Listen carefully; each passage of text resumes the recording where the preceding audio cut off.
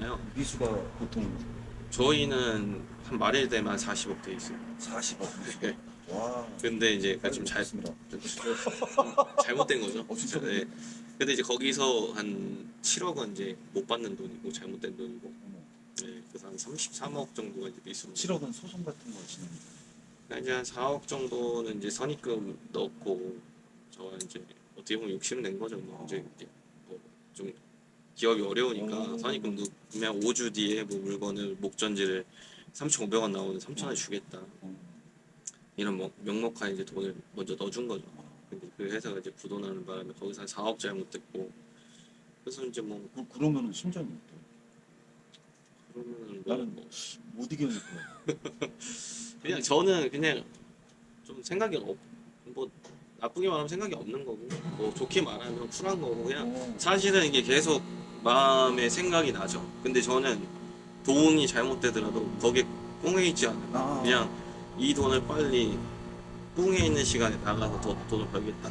그러니까 너 돈 줄라면 주고 말라면 말하면 난 딴 데서 이익을 창출하겠다. 그런 마인드로 좀 저는 하다 보니까 그러니까 저는 이제 그 돈을 빨리 메꿨죠. 근데 이제 거꾸로 그 돈이 잘못된 사람들은 이제 멘탈적으로 흔들리다 보니까 뭐 술도 맨날 먹으러 다니고 회사 소홀하게 하고 그래서 잘못되신 분들이 그거는 이제 어떻게 마음 먹기 달린 거니까.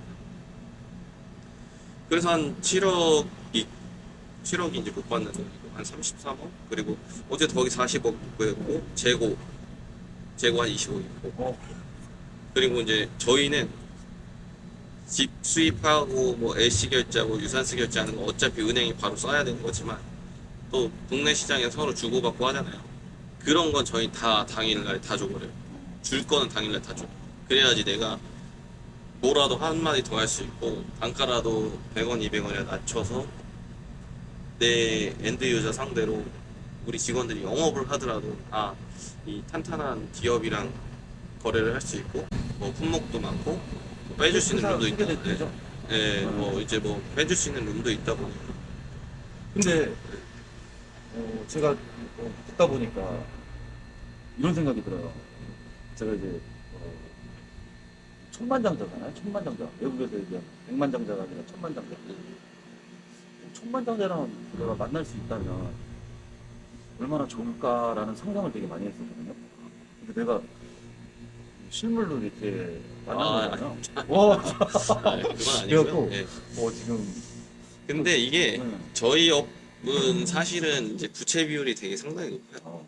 부채 비율이 상당히 예를 들어서 뭐 남들이 들면은 40억에 뭐 미수가 40억 있고 재고가 뭐 20억 있으면 야 돈이 어마어마하게 뭐 그렇게 있겠다 하지만 대신에 우리는 또 그만큼 대출이 그렇죠.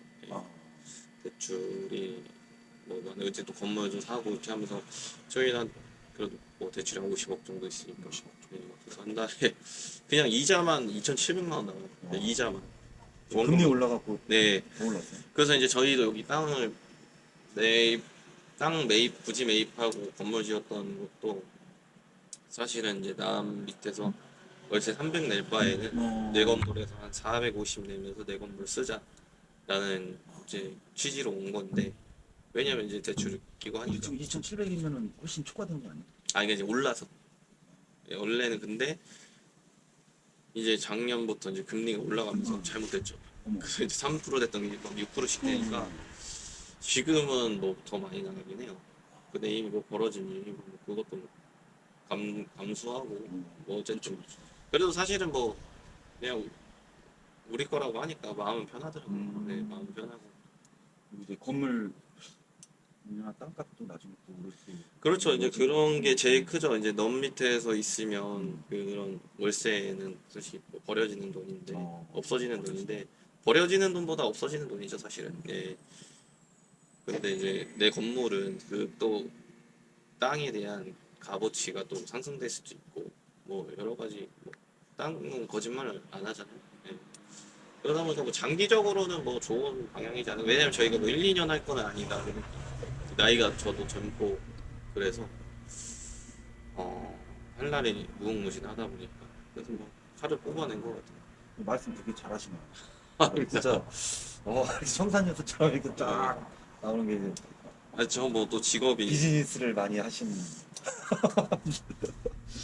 장사를 많이 한 사람과 비즈니스를 많이 한 사람, 다른 대표님들하고도 또 많이 만나고 하다 보니까 대화의 어떤 흐름이 그리고 말 쓰는 게 확실히 다르신 것 같아요. 뭐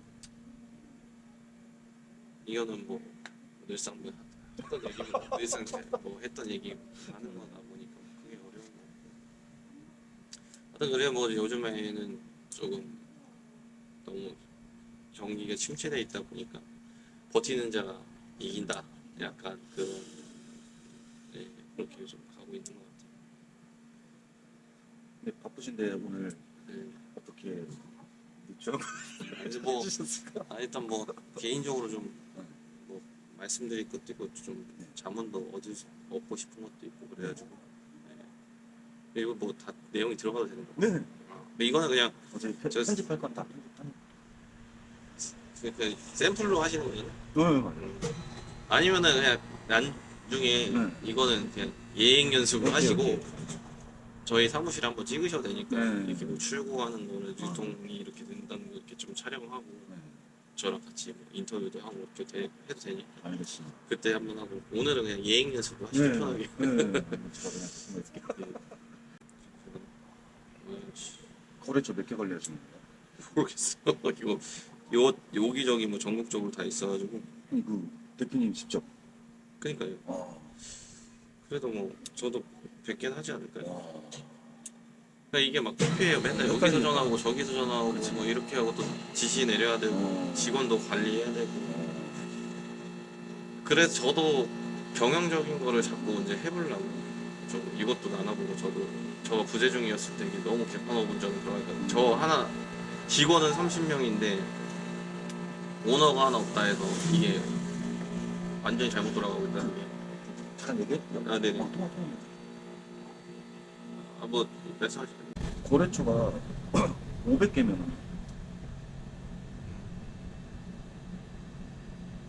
수박 시스템 이런 거 괜찮지 않아요? 아, 주문하기 이게 그래서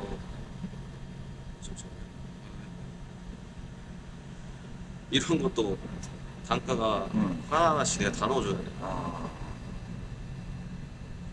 이게 그런 수발주 같은 경우는 예를 들어서 우리가 뭐 포션육을 한다든지 뭐 사실 그렇게 시스템을 장착하는 게 제일 좋죠. 어떻게 보면 이거 앵벌이잖아. 그러니까.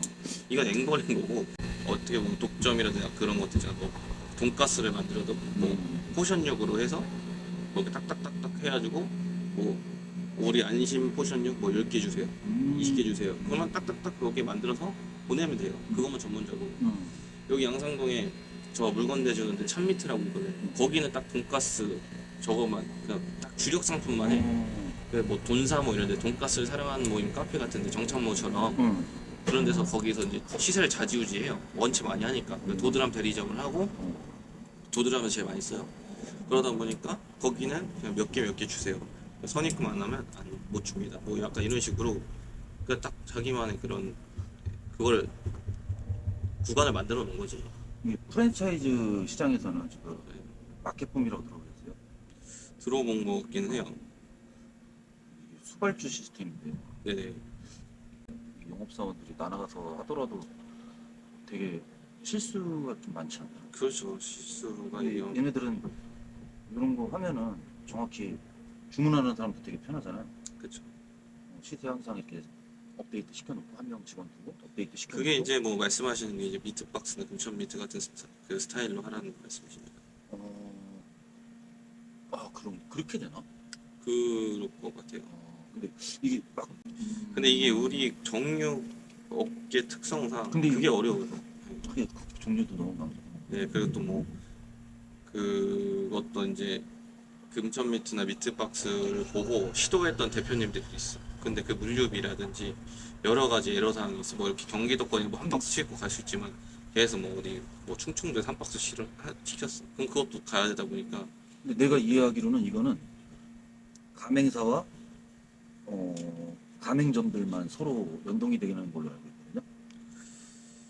모르겠어요. 사실은 뭐 저가 사실 오늘 온 이유도 그냥 이제는 여기가 좀 한계점이고 이거를 더 벌리고 싶지도 않고 여기가 맥시멈이라 생각하고 이제 좀 식당의 프랜차이즈를 한번 해보려고 해서 그 저희 잠시만요.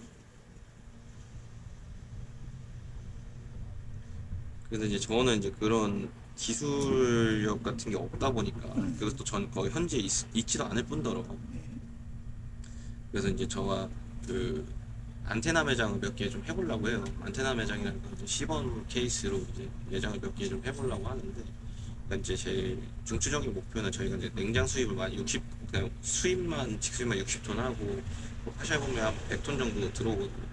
근데 그 물량을 소화하긴 하는데 우리가 좀 자체적으로 그 순환을 좀 시키고 그러면 더 쪽에서 더 탄력을 받을 수 있을 것 같아서 그걸 안테나 매장을 한 두세 개 정도 해보고 그 다음에 이제 그게 잘 되면 이제 그 프랜차이즈 사업을 좀 해보려고 하거든요. 프랜차이즈 사업은 대략 아세요?